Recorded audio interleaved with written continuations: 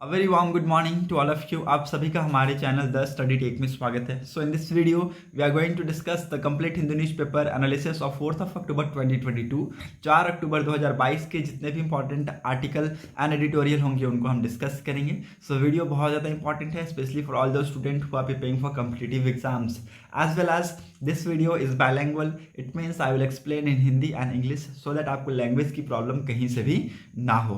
Okay, so whole responsibility is mine. आपको बस एक ही चीज़ करना है दैट अगर आपको कंटेंट अच्छा लगता है, पढ़ाने का तरीका पसंद आता है, देन वीडियो को लाइक शेयर और चैनल को जरूर सब्सक्राइब कर लेना है ताकि आपको हमारे ऐसी वीडियो की अपडेट्स मिलती रहें। Okay, so move to the first paper of the newspaper. देखते हैं क्या कुछ इंपॉर्टेंट न्यूज़ है। पहले पेज की बहुत ही इंपॉर्टेंट न्यूज़ आई है दैट स्वीडिश के एक साइंटिस्ट है जिनको मेडिसिन नोबेल प्राइज मिला है for the year 2022 for work on human evolution. ठीक है, तो ह्यूमन एवोल्यूशन को के ऊपर काम करने के लिए स्वीडिश साइंटिस्ट को क्या मिला है, नोबेल प्राइज मिला है फॉर द ईयर 2022। इनको सिलेक्ट किया गया है। ठीक है, इनको सिलेक्ट किया गया है नोबेल प्राइज के लिए। ओके, इन्होंने क्या किया है, ह्यूमन एवोल्यूशन के रिगार्डिंग इन्होंने काम किया है। इनके फादर को भी इसी फील्ड में, फिजियोलॉजी और मेडिसिन के फील्ड में इनको मिला था, इनके फादर को नोबेल प्राइज इन 1982। इनके फादर का नाम है सुनके बर्गस्ट्रॉम और इनका नाम है स्वांते पावो।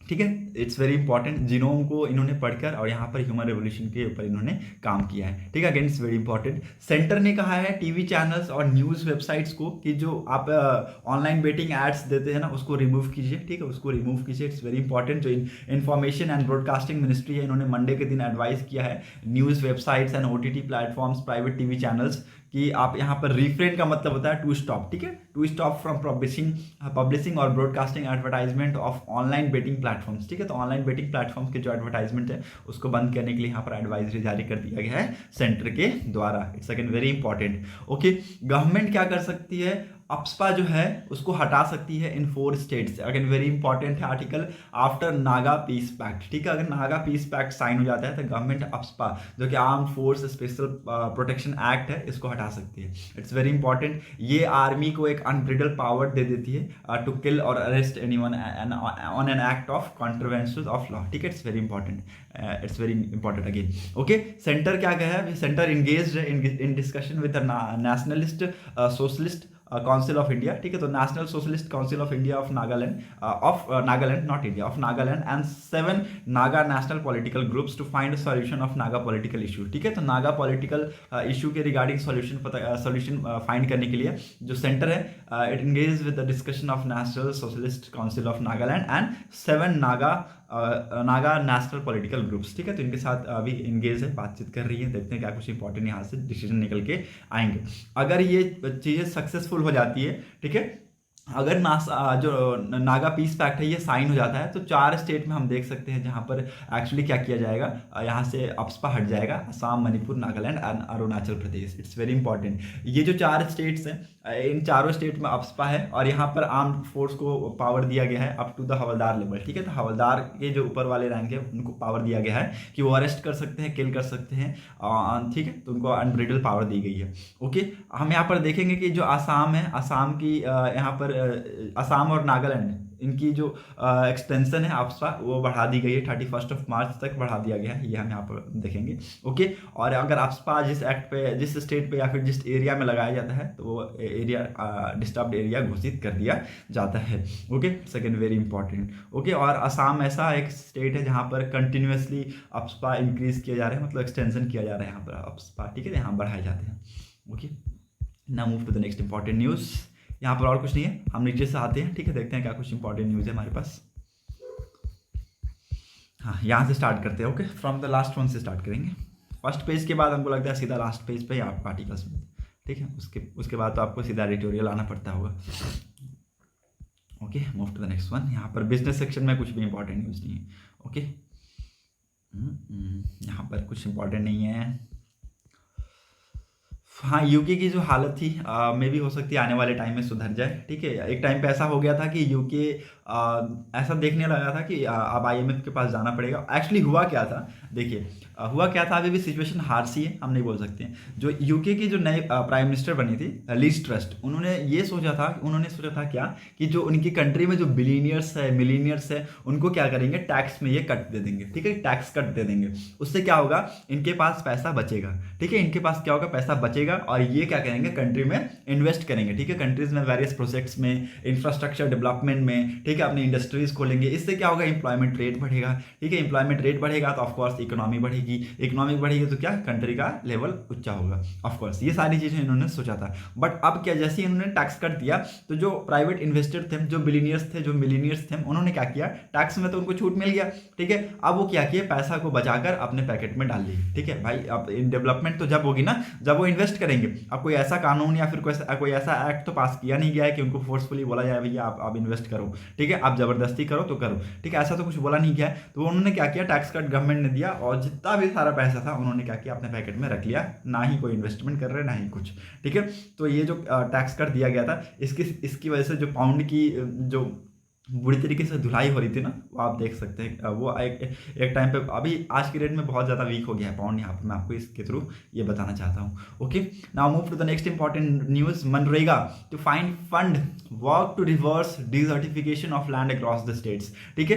कुछ स्टेट्स में डिजर्टिफिकेशन ऑफ लैंड के जो वर्क्स उसको रिवर्स करने के लिए यहाँ पर काम चल रहा है और मनरेगा फंड प्रोवाइड करेगी। It's very important. According to the desertification and land degradation अल्टास publish by the environment ministry in 2021, at least 30% of India's total geographical area is under category of degraded land. It's very important कि यहाँ पर एक आंकड़े बताए जा रहे हैं, जहाँ पर बताया जा रहा है किसके द्वारा, यहाँ पर बताया जा रहा है इन्वायरमेंट मिनिस्ट्री ने ये आंकड़े बताए थे 2021 में, according to the desertification and land degradation अल्टास, ठीक है। और यहाँ पर इन्होंने बताया था कि 30%, ठीक है, इंडिया का जो टोटल जियोग्राफिकल एरिया है उसका 30% किसके अंदर है, डिग्रेडेड लैंड के अंदर है। It's very important. Okay, now यहाँ पर आर्टिकल में क्या बताया गया है, यहाँ पर कुछ स्टेट्स का जिक्र किया गया है, जैसे हो गया Jharkhand, Rajasthan, Delhi, Gujarat and Goa have more than 50% of land area under going desertification और डिग्रेडेशन, ठीक है। जैसे झारखंड हो गया, ठीक है, आपके दिल्ली में कुछ एरियाज देखने को मिलेंगे, गुजरात, राजस्थान, गोवा, ठीक है। इन ऐसे स्टेट्स में आपको कुछ ऐसे एरियाज है जहाँ पर 50% से भी ज़्यादा जो लैंड एरिया है वो डिजर्टिफिकेशन है, डिग्रेडेड है। ओके, जहाँ और कुछ अदर स्टेट जैसे कि आपकी बात करूँ, केरल हो गया, असम हो गया, मिजोरम हो गया, हरियाणा हो गया, बिहार हो गया, उत्तर प्रदेश हो गया, पंजाब हो गया, अरुणाचल प्रदेश हो गया, यहाँ पर क्या है, लेस परसेंट, मतलब आप देख सकते हैं लगभग 10% से भी कम यहाँ पर लैंड डिग्रेडेशन देखने को मिलेगा। क्यों? केरला में आप सबको पता है, केरला खूबसूरती के लिए जाना जाता है, ठीक है, ग्रीनरी के लिए जाना जाता है, ठीक है, यहाँ पर लोग जाते हैं दूर दूर से। असम में भी आप बहुत सारे पेड़ पौधे वहाँ पर देखने को मिलेंगे, ठीक है। तो यहाँ पर डेवलपमेंट है, यहाँ पर चीज़ें सही है, ठीक है। बट यहाँ पर अगर आप देखें, दिल्ली में भी डेवलपमेंट है लेकिन आपको यहाँ पर ग्रीनरी ज़्यादा देखने को नहीं मिलेगी, ठीक है। तो ये ऐसे स्टेट है लगभग जहाँ पर 50% यहाँ पर लैंड डिग्रेडेशन है और कुछ नीचे ऐसे स्टेट्स है जहाँ पर लेस देन 10% आपको लैंड डिग्रेडेशन या फिर लैंड के डिजर्टिफिकेशन आपको यहाँ पर देखने को मिलेंगे, ठीक है। तो ये सारी चीज़ें यहाँ पर आर्टिकल में बताया गया है। ओके, नाउ यहाँ पर 2019 में क्या हुआ था, 2019 में हुआ था कि जो गवर्नमेंट है it raise the target of restoration of degraded land from 21 million hectare to 26 million hectare by 2030, ठीक है। गवर्नमेंट ने क्या किया था, अपने टारगेट को रीस्टोर किया था, डिग्रेडेड लैंड के जो टारगेट है उसको रीस्टोर किया था, उसको बढ़ाया था, ठीक है, उसको बढ़ाया था कितना, 21 मिलियन हेक्टर से 26 मिलियन हेक्टर तक by 2030, following a commitment made during UN convention on to combat desertification, ठीक है। COP14 में यहाँ पर इन्होंने कमिटमेंट किया था कि हम क्या करेंगे, 21 हेक्टर से 26 मिलियन हेक्टर तक हम क्या करेंगे, कन्वर्ट करेंगे डिग्रेडेड लैंड के जो टारगेट्स है इसको रीस्टोर करेंगे, ठीक है। सो इट्स वेरी इंपॉर्टेंट, यहाँ पर आपको ये चीज़ें पता होनी चाहिए थी। Okay, so hope you got clarity, आपको सारी चीज़ें समझ में आ गई होंगी। ओके, और ये इन सबको अब इंक्लूड किया गया है मनरेगा के थ्रू। अब यहाँ पर एक एडवाइजरी जारी कर दिया गया है कि आप यहाँ से फंड निकाल सकते हैं मनरेगा से और आप यहाँ पर इसमें इन्वेस्ट कर सकते हैं। Okay, it's again very important article. Now move to the next important one, यहाँ पर और कुछ इंपॉर्टेंट है नहीं।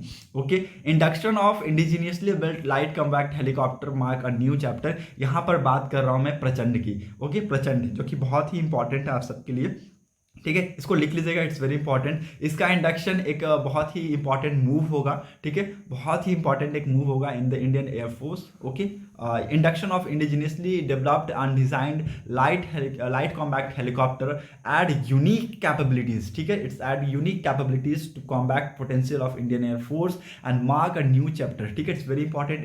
इससे क्या होगा, जो इंडियन एयरफोर्स की जो कैपेबिलिटीज है, ठीक है, पोटेंशियल है, वो क्या होगा, इससे बढ़ने वाला है। It's very important. ये इंडियन एयरफोर्स के जो चीफ मार्शल है उन्होंने कहा है, वी आर चौधरी, उन्होंने कहा है मंडे के दिन। ये एक ट्विन इंजन हेलीकॉप्टर है which was formally inducted into 143 helicopter unit Dhanush at Jodhpur air force station. Okay, the twin engine LCH design and developed by HAL, okay, HAL very important, HAL के द्वारा इसको डिजाइन एंड डेवलप किया गया, Hindustan aeronautic limited के द्वारा इसको बनाया गया है, इसको डिजाइन किया गया है, इसको डेवलप किया गया है। ये एक 5 to 8 ton class dedicated combat helicopter है, ठीक है। It was conceptualised after 1999 Kargil conflict when the need for such a dedicated platform capable of operating in high altitudes were felt, ठीक है, इट्स वेरी इंपॉर्टेंट। यहाँ पर 1999 में जो कारगिल वॉर हुआ था, उसके बाद हमें कुछ ऐसे हेलीकॉप्टर्स की ज़रूरत, उसके जो वॉर हुआ उसके बाद हमें ये पता चला कि कुछ हमें ऐसे हेलीकॉप्टर्स की ज़रूरत पड़ेगी जो हाई एल्टीट्यूड एरियाज़ में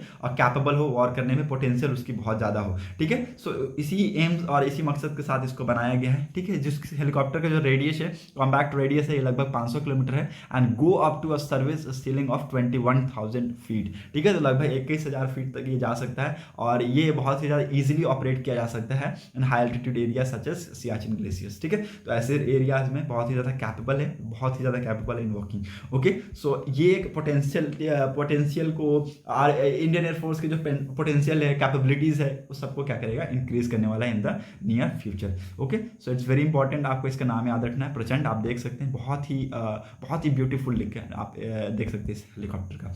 okay, it's a light combat helicopter. Okay, now move to the next important news. ये जो न्यूज़ है बहुत ही दहशत जो बोल सकते हैं ना, वो फैला दिया था, ठीक है, क्योंकि यहाँ पर बॉम्ब्स थ्रेट यहाँ पर देखने को मिल रहे थे, बॉम्ब स्केयर्स यहाँ पर देखने को मिल रहे थे और ये एक ईरानियन फ्लाइट थी जो कि मूव कर रही थी चाइना के टुवर्ड्स, ठीक है। It's very important. आप यहाँ पर थोड़ा सा मैं आपको इसके बारे में कुछ इन्फॉर्मेशन बताता हूँ। Indian air force scrambled jet after bomb scare or Iranian flight over Indian sky. Okay, the threats came when a plane bound for China, ठीक है। जो ये थ्रेट कब आया, जब प्लेन था वो बाउंड फॉर कर रहा था किसके लिए, चाइना के लिए, and was transiting through Indian air space in Chandigarh, ठीक है। तो जब Indian air force Indian air space जब ये यूज़ कर रहा था चंडीगढ़, तो यहाँ पर इन्होंने क्या किया, सब थ्रेट वगैरह दिया कि हाँ आप ईरानियन फ्लाइट में क्या है, इसमें बम है, ठीक है, इसमें बम है और ये हम हो सकता है इधर भी छोड़ दें, ठीक है। तो यहाँ पर एक थ्रेट दिया गया, बट इस इशू को रिजॉल्व कर लिया गया आफ्टर जो तेहरान का एक मैसेज आया to disregard the bomb scare, ठीक है। तो बॉम्ब स्केयर को डिसरिगार्ड करने के लिए एक मैसेज आया कहाँ से, तेहरान से। उसके बाद इस इशू को रिजॉल्व कर लिया गया, ठीक है। इंडियन एयरफोर्स के जो एयरक्राफ्ट है और जेट्स है वो स्क्रैम्बल हो गए, ठीक है, और कुछ दूर तक एयरक्राफ्ट को फॉलोड किए। ओके, और यहाँ पर उनको ऑप्शन भी दिया गया, ऑफ कोर्स उस फ्लाइट को ऑप्शन दिया गया कि आप या तो जयपुर में लैंड कीजिए या फिर चंडीगढ़ में, ठीक है। तो जयपुर वाला तो उन्होंने देखा भी नहीं, चंडीगढ़ वाला देखा नहीं, बट ये जो फ्लाइट है ये चाहता था कि ये दिल्ली लैंड करे, बट इसको परमिशन नहीं दिया गया, ठीक है। परमिशन नहीं दिया गया कि आप दिल्ली लैंड कीजिए। ऑफकोर्स इतना हार्श कंडीशन होगा तो कहाँ से परमिशन मिलेगा भैया, ठीक है। तो यहाँ पर इनको परमिशन नहीं दिया गया और बहुत देर के आसमान में चक्कर लगाने के बाद ये मूव कर दिया उधर की तरफ, ठीक है। और उसके बाद यहाँ पर हम देखेंगे कि सारी चीज़ें यहाँ पर क्रिएट हुई है। ओके, बहुत देर ऊपर दिल्ली के ऊपर बहुत सारे चक्कर लगा रहा था ये, ठीक है। यहाँ पर आप न्यूज़ में भी देखिएगा तो आज की डेट में सुबह सुबह न्यूज़ में भी ये आर्टिकल बहुत ही ज़्यादा आया हुआ है। Okay, so it's very important, यहाँ पर आपको ये सारी चीज़ें पता होना चाहिए। ओके, हालांकि ये बोला गया है कि अभी जो कंडीशन है, अभी कंडीशन क्लियर है, ठीक है, सिचुएशन अभी नाउ क्लियर हो गई है और यहाँ पर अभी कोई भी खतरा नहीं है, ठीक है। हमारे इंडियन एयरफोर्स से बहुत जल्दी एक्टिव हुए और इस फ्लाइट को पीछा कर रहे थे, ठीक है। अभी क्या है, ये बहुत ही ज़्यादा एक्टिव है, ठीक है। ये हमें एक्चुअली कहाँ से मिला था, ये हमें देखने को मिला air traffic control ATC tower Delhi से हमें ये इन्फॉर्मेशन देखने को मिली, जो कि दिल्ली को कहाँ से मिली, तेहरान से मिली वाया लाहौर, ठीक है। तो लाहौर से होते हुए ये इन्फॉर्मेशन आई, बाद में बताया गया ईरान के द्वारा कि ये एक क्या है, हाउक्स है, ठीक है। हाउक्स मतलब कि एक होता है जो बॉम्ब कॉल था, ये एक हाउक्स है। हाउक का मतलब होता है एक फेक तरीका, ठीक है, फेक हो सकता है एक तरीके का, ठीक है, बट सिचुएशन अभी अंडर कंट्रोल है।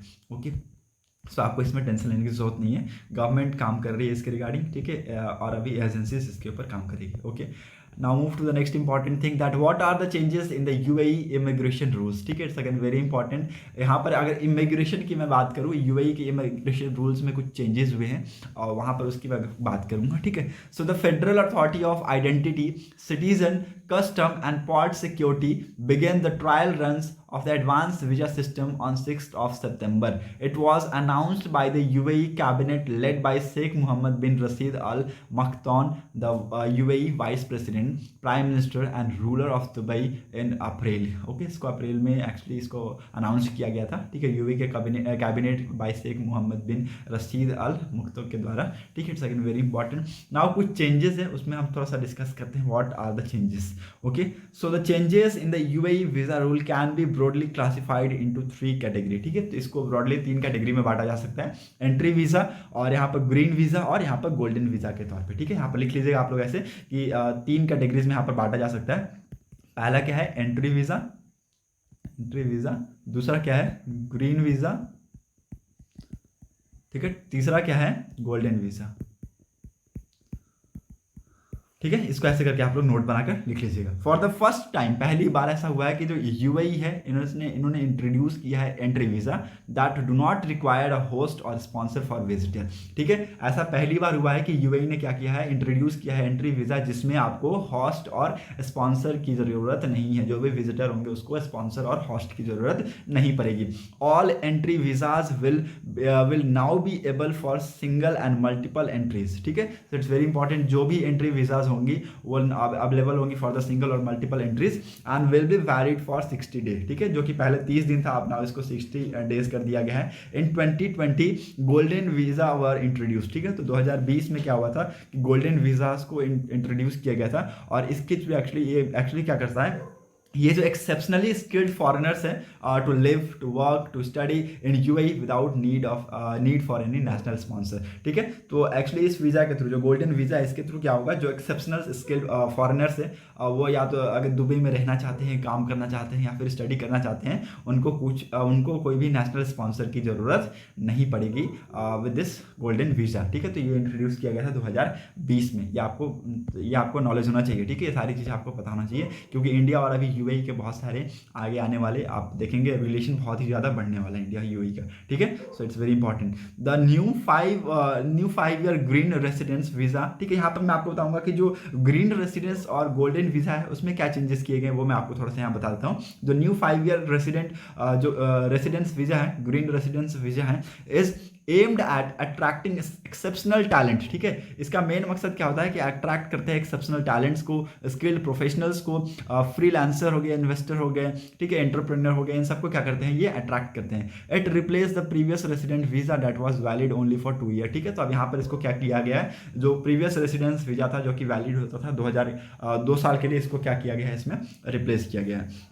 Okay, it's very important. Few amendments have been made to the golden visa scheme, ठीक है, कुछ अमेंडमेंट्स यहाँ पर मेड किए गए हैं related to the golden visa scheme, allowing more category of people to secure the coveted 10 year visas, जैसे हो गए साइंटिस्ट हो गए, आपके स्किल्ड वर्कर्स हो गए, एक्सेप्शनल टैलेंट हो गए, ठीक है, यहाँ पर रियल एस्टेट इन्वेस्टर हो गए, एंटरप्रेन्योर हो गया, स्टूडेंट्स हो गए, ह्यूमैनिटेरियन पाइनर्स हो गए, ठीक है, डॉक्टर, नर्स, इन सबको क्या किया गया है, इस लिस्ट में इंक्लूड किया गया है। Skill professional can get a long term residency, ठीक है, जो स्किल प्रोफेशनल होंगे उनको लॉन्ग टर्म रेसिडेंसी मिलेगी in UAE and if they have a minimum monthly salary requirement of AED 30,000 a month, ठीक है। An investor can get a visa when purchasing the property worth at least EED 2 million, ठीक है, sir very important. यहाँ पर investor को यहाँ पर visa भी मिल सकता है अगर वो प्रॉपर्टी खरीदते हैं at least AED 2 million. Okay, it's again very important.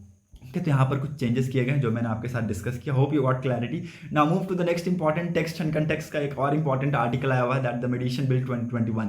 Again it's very important. यहाँ पर मेडिएशन का क्या होता है, एक्चुअली देखिए मेडिएशन बिल होता क्या है, मैं आपको थोड़ा सा अपने लैंग्वेज में समझाता हूँ, ठीक है, आपको इजिली यहाँ पर समझ में आ जाएगा। जैसे आप लोग सोचते हैं ना मेडिएशन बिल, इतना बड़ा बिल, ठीक है भाई, ऐसा कुछ नहीं है, ठीक है। जैसे मान लीजिए आज के डेट में क्या हो रहा है, हम लोग सब जाते हैं, जैसे कुछ भी लड़ाई हुआ, ठीक है, 2 घर के बीच में, 2 लोग के बीच में, ठीक है, लड़ाई हुआ, हुआ या फिर हस्बैंड वाइफ के बीच में ही लड़ाई हो गया, ठीक है, दो घरों के बीच में लड़ाई हो गया, तो लोग क्या करते हैं, तुरंत कोर्ट पहुंच जाते हैं। ठीक है, लोग तुरंत कोर्ट पहुंच जाते हैं। कोर्ट में जो केसेस है ऑलरेडी पेंडिंग है, ये नहीं लोग समझते कि जो कोर्ट में जो केसेस है ऑलरेडी पेंडिंग है। ठीक है, और ना ही केवल 1000 2000 बल्कि लाखों में करोड़ों में केसेस पेंडिंग है। ठीक है, और लगभग 1-2 लाख केसेस पे एक जज बैठेंगे, ऐसा होता है। ठीक है, लगभग 1-2 लाख केसेस पे एक जज बैठेंगे, उसको केस को कितना सॉल्व करेंगे। ठीक है, तो यहाँ पर एक मीडिएशन बिल लाया गया था 2021 में, राज्यसभा में इसको इंट्रोड्यूस किया गया था 20 दिसंबर 2021 में। इस मीडिएशन बिल के थ्रू क्या होगा ये मैं आपको बताता हूँ। ठीक है, लेजिस्लेशन जो मान लीजिए एक पार्टी है, मान लीजिए एक पार्टी दूसरे पार्टी से लड़ी, तो जो पहली पार्टी है या फिर दूसरी पार्टी है, ये ना कि कोर्ट में, ठीक है, ना कोर्ट में ना जाकर, कोर्ट के बाहर पहले ही प्री लेजिस्लेशन, पहले ही बातचीत करके यहाँ पर एक मीडिएटर होगा और उनके बीच में बातचीत कर सुलह करवाने की कोशिश करेगा। ठीक है, यहाँ पर सुलह करवाने की कोशिश करेगा, जो मैटर है उसको रिजॉल्व करने की क्या करेगा, कोशिश करेगा। और अगर मैटर रिजॉल्व हो जाती है तो बहुत अच्छी बात है, फिर हमें कोर्ट में जाने की ज़रूरत नहीं पड़ेगी। फिर आगे आने वाले टाइम में ऐसा होगा, फ्यूचर में क्या होगा कि जो कोर्ट में जो केसेस जाते थे, ठीक है, केसेस जो कोर्ट में जाते थे वो क्या हो जाएंगे, बाहर ही सॉल्व हो जाएंगे। ठीक है, कमर्शियल केसेस हो गए, ठीक है, इंटरनेशनल केसेस हो गए, वो भी बाहर ही सॉल्व हो जाएंगे। ठीक है, और बाहर सॉल्व होने के कारण कोर्ट के ऊपर ज़्यादा प्रेशर नहीं होगा और हम ऑटोमेटिकली देखेंगे कि कोर्ट के जो केसेस थे, जो कि पेंडिंग्स थे बहुत सालों से, वो रिजॉल्व हो जाएंगे। ठीक है, तो इस बिल का मकसद यही था, जो मीडिएशन बिल है इसका मकसद यही था कि जो कोर्ट है उसमें ना जाकर एक प्री लेजिस्लेशन किया जाए पहले। ठीक है, ताकि यहाँ पर जो चीज़ें हैं उसको पहले से सॉल्व किया जाए, ना कि कोर्ट में। ओके, सो इस बिल को इंट्रोड्यूस किया गया था राज्यसभा में दिसंबर 2021 में, 20 दिसंबर 2021 में, और जहाँ पर पार्लियामेंट्री स्टैंडिंग कमेटी को टास्क दिया गया to review the bill. Okay, and जो कमेटी है, report to the Rajya Sabha was submitted on 13 July 2022। ठीक है, तो 13 जुलाई 2022 को इसने राज्यसभा को ये एक्चुअली पास कर दिया। ठीक है, सबमिट कर दिया अपना रिपोर्ट, और in its report the committee recommend substantial changes to the mediation bill. ठीक है, तो यहाँ पर कुछ चेंजेस की बात की गई at the aimed at institutional mediation and establishing mediation council of India. It's very important again. ठीक है, यहाँ पर बातचीत की गई किसकी, जो establishing mediation council of India के एस्टैब्लिशमेंट की बात की गई है। ठीक है, और कुछ इंस्टीट्यूशनलाइज मीडिएशन उसकी बात की गई है। Okay, it's again very important. यहाँ पर कुछ अमेंडमेंट्स यहाँ पर रिकमेंड किए गए हैं, किसके द्वारा, कमिटी के द्वारा।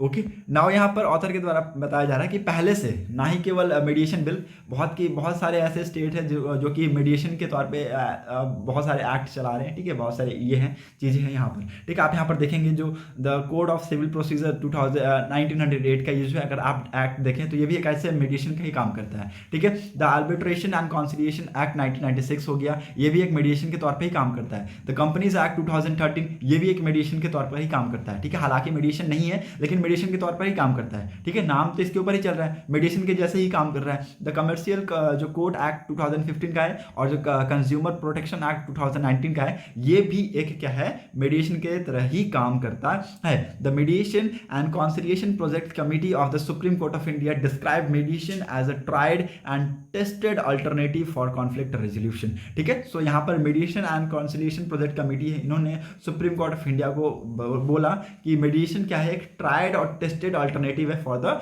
Conflict resolution. ठीक है, तो कॉन्फ्लिक्ट रेजोल्यूशन के लिए, कॉन्फ्लिक्ट को रिजॉल्व करने के लिए एक ट्राइड और टेस्टेड अल्टरनेटिव है। As India is a signatory to the Singapore convention on mediation, ठीक है, it is appropriate to enact a law governing domestic and international mediation. It's very important. जो बिल का मकसद क्या है, टू प्रमोट, इनकरेज और facilitate mediation. ठीक है, तो जो बिल का मकसद है कि प्रमोट करे, इनकरेज करे और फैसिलिटेट करे किसको, मीडिएशन को, specially institutional mediation to resolve dispute and commercial and otherwise. ठीक है, तो इसमें ज़्यादातर फोकस किसको दिया गया है, इंस्टीट्यूशनल मीडिएशन को दिया गया है, जो कि बहुत ही ज़्यादा कारगर होगी to resolve the disputes and commercials and otherwise. Okay, the bill further propose mandatory mediation before litigation. ठीक है, तो इस बिल में आगे दिया गया था क्या, कि एक मैंडेटरी मीडिएशन होना चाहिए, मतलब कि जो मीडिएशन होना चाहिए वो मैंडेटरी, कंपलसरी होना चाहिए। ठीक है, बिफोर लिटिगेशन, बिफोर अगर कोई इंडिविजुअल जाके फाइल कर रहा है उससे पहले एक मीडिएशन होना चाहिए। ठीक है, क्यों होना चाहिए, जो कि मैंने आपको समझा दिया, ताकि जो केसेस हैं अगर वो बाहर ही सुलह हो जाएंगे तो कोर्ट पे इतना प्रेशर नहीं रहेगा। At the same time it safeguards the right of litigants to the approach competent adjudicatory forum court for urgent relief. The mediation process will be confidential. Immunity is providing against disclosure in certain cases। ठीक है, तो ये जो मेडिएशन होगा ये क्या होगा, ये कॉन्फिडेंशियल होगा। ठीक है, और ये जो कुछ ऐसे केसेस होते हैं जहां पर यहाँ पर इसको डिस्क्लोज करने की जरूरत है, वहां पर डिस्क्लोज किया जाएगा, otherwise it will B confidential. The outcome of the मेडिएशन process in the form of मेडिएशन settlement agreement will be a legal enforceable and can be registered with the state, district, taluk and legal authorities within 90 days to ensure authentic records of the settlements। ठीक है, तो जो मेडिएशन process है इसका outcome क्या होगा, in the form of मेडिएशन settlement agreements. ठीक है, तो ये किसके फॉर्म में होगा, ये होगा मेडिएशन सेटलमेंट एग्रीमेंट के ये फॉर्म में होगा and it will be legally enforceable. ठीक है, ये लीगली क्या होगा, इन्फोर्सिएबल होगा, इन्फोर्सिएबल इन नेचर होगा and can be registered with the state, district, taluk legal authorities within 90 days to ensure authentic record of the settlement. The bill establish the mediation council of India also provide for the community mediation. ठीक है, तो community मेडिएशन के लिए यहाँ पर इसकी बात की गई है कि एक मेडिएशन council of मेडिएशन council of India की यहाँ पर एस्टेब्लिशमेंट करेंगे। ठीक है, अकॉर्डिंग टू द बिल के हिसाब से यहाँ पर बताया जा रहा है कि प्री लेजिटिमेशन में बोल रहा हूँ। ठीक है, pre litigation mediation is mandatory for both the parties before filing a suit and proceeding to a court whether or not there is a mediation agreement between them. ठीक है, इट्स वेरी इंपॉर्टेंट। यहाँ पर इस bill में बात किया गया कि जो प्री लिटिगेशन मेडिएशन है ये बहुत ही ज़्यादा मैंडेटरी होना चाहिए बिटवीन द पार्टीज। ठीक है, between both the parties, okay, before they move to the court. ठीक है, parties who fail to attend pre litigation mediation without a reasonable reasons may incur a cost. ठीक है, तो जो पार्टी होगी वो फेल करती है कि प्री लिटिगेशन मेडिएशन को अटेंड नहीं कर पाती है, उसको बहुत ही लंबा एक कॉस्ट भुगतना पड़ेगा। ठीक है, इस बिल में ऐसे प्रावधान दिए गए हैं। ठीक है, तो यहाँ पर आप देख सकते हैं ये आर्टिकल में ऐसे ही बताया गया है कि अभी जो चीज़ें हैं उसको अंडर कंट्रोल करने की ज़रूरत है, अदरवाइज हमारे हैंड से वो क्या हो जाएगी, स्लिप हो जाएगी, क्योंकि केसेस बहुत ही ज़्यादा बढ़ते जा रहे हैं। ठीक है, केसेस को बढ़ने से अच्छा है भाई मेडिएशन बिल को इंट्रोड्यूस करें और केसेस को बाहर ही सुलझाया जाए। ठीक है, बाहर केसेस को सुलझाया जाए और बाहर ही ख़त्म कर लिया जाए ताकि वो केसेस कोर्ट में ना पहुंचे और कोर्ट के ऊपर ज़्यादा प्रेशर ना हो। ठीक है, तो यहाँ पर ये सारी चीज़ें यहाँ पर बताई गई है। Okay, move to the next important one. यहाँ पर और भी कुछ इंपॉर्टेंट नहीं है। ठीक है, कल के दिन हम लोग पढ़े थे और कल के और परसों 2 दिन हम रेगुलर 2 दिन पढ़े हैं। ठीक है, क्या अबॉर्शन राइट के रिगार्डिंग, जो अनमैरिड वुमेन है, मैरिड वुमेन है, उनके बीच में जो अबॉर्शन राइट था उसके रिगार्डिंग जो इशू था, डिस्क्रिमिनेशन था, उसको क्या किया गया है, खत्म किया गया है सुप्रीम कोर्ट ऑफ इंडिया के द्वारा। It's very important. यहाँ पर एक सिंगल वुमेन थी जो कि दिल्ली की रेसिडेंट थी, वो एक्चुअली पहुँच गई कहाँ पर, हॉस्पिटल में for the permission to terminate her pregnancy. ठीक है, 22 वीक ओल्ड प्रेगनेंसी को टर्मिनेट करने के लिए पहुंच गई और वो ये चाहती थी कि उसकी जो प्रेगनेंसी है उसको टर्मिनेट किया जाए। ठीक है, बट यहाँ पर नहीं किया जा सकता था क्योंकि पहले के जो कुछ प्रावधान थे वहाँ पर डिस्क्रिमिनेशन देखने को मिलता था। क्या कि जो अनमैरिड वुमेन है वो अप टू 20 वीक तक क्या कर सकती है, अपने जो प्रेगनेंसी है उसको टर्मिनेट कर सकती है, और जो अनमैरिड वुमेन है जो अनमैरिड वुमेन है वो 20 वीक तक, और जो मैरिड वुमेन है वो क्या 24 वीक तक अपने जो प्रेगनेंसी है उसको क्या कर सकती है, टर्मिनेट कर सकती है। ठीक है, तो इसकी वजह से वो क्या कर पाई, वो नहीं कर पाई। ठीक है, बाद में यहाँ पर कोर्ट ने जाकर ये चीज़ें देखा और यहाँ पर क्या किया, कुछ प्रोविजंस थे एमटीपी एक्ट के, उसको क्या किए, रिकमेंड किए, उसको अमेंड किए, सॉरी रिकमेंड नहीं, उसको अमेंड किए। ओके, और यहाँ पर जो अनमैरिड वुमेन्स थे और जो सिंगल वुमेन हम कह सकते हैं, उनको उनका जो pregnancy termination of MTP, medical termination of pregnancy था, उसमें उनको क्या किया, उनको बढ़ाकर 24 वीक तक कर दिया। ठीक है, अब इससे क्या होगा, लोगों के बीच में क्या होगी, आप देखिए जो डिस्क्रिमिनेशन की जो फीलिंग्स थी अनमैरिड वुमेन के बीच में और मैरिड वुमेन के बीच में, वो क्या हो गई, खत्म हो गई। ठीक है, बायस टाइप का नेचर यहाँ पर क्रिएट कर देता था। ठीक है, वो क्या हो गया, खत्म हो गया। ठीक है, अब यहाँ पर बहुत सारे ऐसे सर्कमस्टांसेस है जहाँ पर लोगों को पता चल जाता है कि हाँ भैया हम अफोर्ड नहीं कर पाएंगे। ठीक है, बहुत किसी को लेट भी पता चलता है, किसी को जल्दी भी पता चल जाता है कि हम अफोर्ड नहीं कर पाएंगे, हमारे हस्बैंड सपोर्ट नहीं कर रहे हैं, ये सारी चीज़ें। और ये एक्चुअली जो ये सिचुएशन यहाँ पर क्रिएट हुआ था, ये इसकी वजह से हुआ था कि इनके जो पार्टनर है ये क्या कर रहे हैं, ये सपोर्ट नहीं कर रहे हैं। ठीक है, her partner didn't want to support her and the pregnancy anymore, and she did not want to continue this journey on her own because of practical reality। ठीक है, तो इट्स वेरी इंपॉर्टेंट कि उसके पार्टनर सपोर्ट नहीं कर रहे थे और वो प्रेगनेंसी को कंटिन्यू नहीं करना चाहती थी। तो ये सारी चीज़ें यहाँ पर बताई गई हैं और यहाँ पर एक्चुअली देखिए यहाँ पर 5 चीज़ें के बारे में बताया गया ऑथर के द्वारा, और 5 चीज़ें एक्चुअली बहुत ही ज़्यादा इंपॉर्टेंट मैटर करती है। ठीक है, जैसे कि आप किस किस कंडीशन में हो सकता है कि आप प्रेगनेंसी को टर्मिनेट कर सकते हैं, यहाँ पर ये सारी चीज़ें यहाँ पर बताई गई है। ओके, तो पहले चीज़ क्या है, it acknowledge the context of criminality in which access of abortion in India as the Indian penal code criminalise accessing and provide abortion except when there is immediate necessary to save the life of the pregnant women. ठीक है, अगर जरूरत पड़ती है कि pregnant women की life को save करना है, ठीक है, प्रेग्नेंट वुमेन की लाइफ को सेव करना है, तो एबॉर्शन फिर इसको टर्मिनेट कर दिया जाएगा और प्रेग्नेंट वुमेन की लाइफ बचा ली जाएगी। ठीक है, तो उस टाइम पे एक यहाँ पर हो सकता है कि जो प्रेग्नेंट वुमेन है, अगर उसकी लाइफ के ऊपर अगर थ्रेट होता है तो फिर जो प्रेगनेंसी है उसको टर्मिनेट कर दिया जाएगा। दूसरा क्या यहाँ पर इंपॉर्टेंट चीज़ है, यहाँ पर इंपॉर्टेंट चीज़ है कि जो the judgement hold unconstitutional the distinction that, यहाँ पर देखिए जैसे कि मैं आपको बात कर रहा था ना अनमैरिड वुमेन और मैरिड वुमेन, वहाँ ये सेकंड पॉइंट यही बताया गया है कि एक टाइप ऑफ डिस्क्रिमिनेशन को किया जाता था, डिस्क्रिमिनेशन दिखता था इससे, और नाउ इसको क्या किया गया है, ये रिमूव किया गया है। ठीक है, जो यहाँ पर था देखिए that classification based on marital status is fallacious और इलीगल। ठीक है, तो ये इलीगल है और यहाँ पर बताया गया कि ऐसा नहीं होना चाहिए, एक टाइप का डिस्क्रिमिनेशन नहीं दिखना चाहिए। ठीक है, तो ये सुप्रीम कोर्ट ने अभी यहाँ पर 24 वीक तक कर दिया है for the both all women. ठीक है, एनी वुमेन। ठीक है, नाउ तीसरा एस्पेक्ट यहाँ पर बताया गया है क्या कि जो प्रेग्नेंट वुमेन है, अगर वो मान लीजिए नहीं चाहती है, ठीक है, अगर वो नहीं चाहती है सेक्सुअल इंटरकोर्स करना और उसका अगर जो हस्बैंड है, ठीक है, वो अगर उनसे फोर्सफुली करते हैं, ठीक है, तो वो क्या हो सकता है, इसमें आप वो क्या कर सकती हैं, प्रेगनेंसी को क्या कर सकती है, टर्मिनेट कर सकती है, और कोई भी ऐसे केसेस यहाँ पर देखने को नहीं मिलेंगे। ठीक है, कुछ भी यहाँ पर चाहे तो उसके ऊपर मैरिटल रेप का चार्जेस लगा सकती है, बट अगर वो वुमेन चाहती हैं तो, ठीक है, नहीं तो ऐसा मैरिटल रेप अभी देखने को इस टाइप में अभी तक तो बहुत ही कम सुनते हैं हम लोग मैरिटल रेप। ठीक है, लेकिन हाँ बहुत ही कम, लेकिन आते हैं। ठीक है, केसेस कुछ आते हैं लेकिन बहुत कम आते हैं।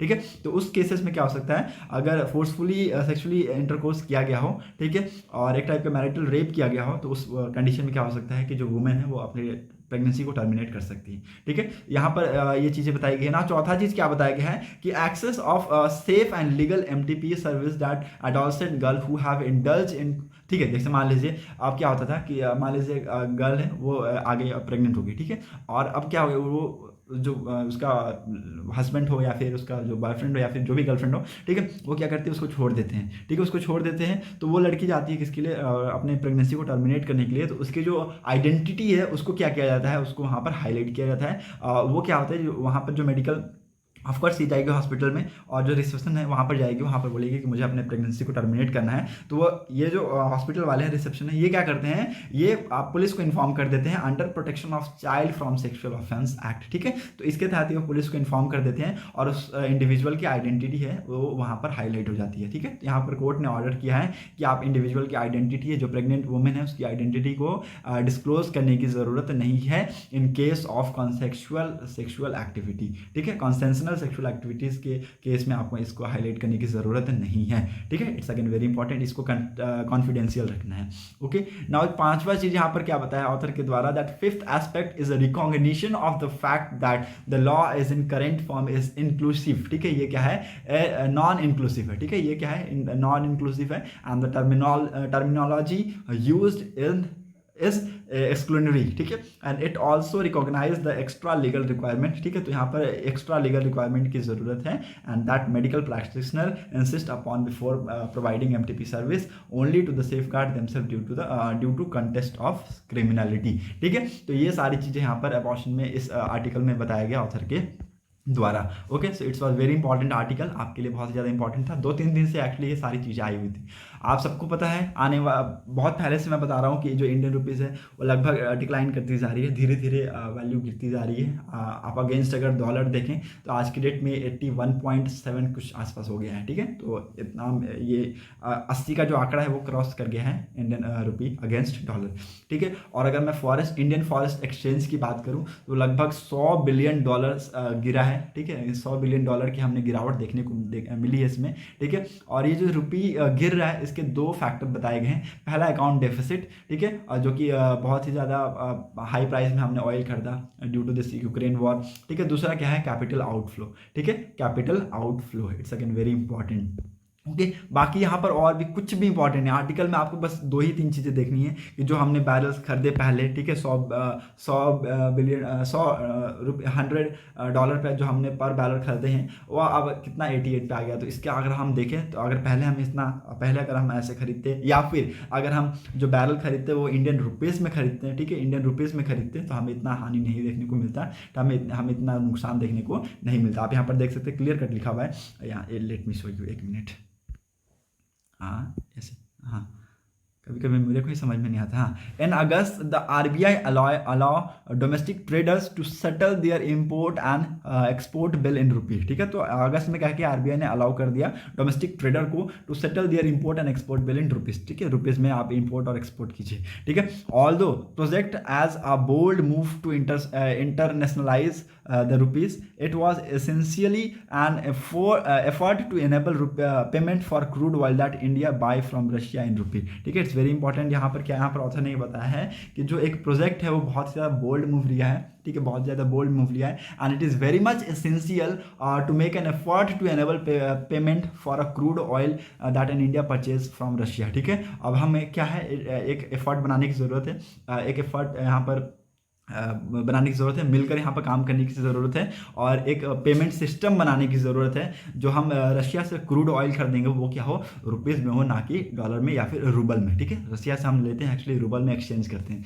ठीक है, तो वो रूबल में ना होकर वो किस में हो, एक्सचेंज रुपीज़ में हो, ठीक है। अगेन इट्स इंपॉर्टेंट, यहाँ पर ये एसेंशियल करने की बात की गई है। The arrangement has not taken off so far, ठीक है, जो अरेंजमेंट है वो नहीं हो पाया और इसकी वजह से अगर हम देखें तो हमें बहुत ज़्यादा हैवी लॉसेस हुए हैं, ठीक है। अगर ये हो जाता तो it can save up to 4 billion, ठीक है, एक महीने में लगभग $4 बिलियन हम सेव कर पाते हैं, बट ये नहीं हुआ और हमें बहुत ज़्यादा लॉसेस हुए, ठीक है। हम देखेंगे कि एक टाइम पे जब पर बैरल का जो रेट था 100 पर बिलियन था, $100 पर बैरल था, तो अब ना वो ये 88 पे आ गया और उस टाइम पे तो बहुत हाई था ये डिमांड, ठीक है। तो इट्स अगेन वेरी इंपॉर्टेंट जो आपको समझने की ज़रूरत है, ओके। और यहाँ पर कुछ भी इंपॉर्टेंट है नहीं, ठीक है, तो यहाँ पर कुछ भी इंपॉर्टेंट है नहीं। सो that's set for today's video analysis. अगर आपको वीडियो इंपॉर्टेंट लगी हो तो वीडियो को लाइक, शेयर और चैनल को जरूर सब्सक्राइब कर लीजिएगा ताकि आपको हमारे ऐसी वीडियो की अपडेट्स मिलती रहे। Hope you got clarity all the things, ठीक है। अगर आपको कोई भी डाउट है then please let me know in comment section में आप मुझसे पूछ सकते हैं, okay. So that's set for today's newspaper analysis. Thanks for watching a video, thank you, have a nice day.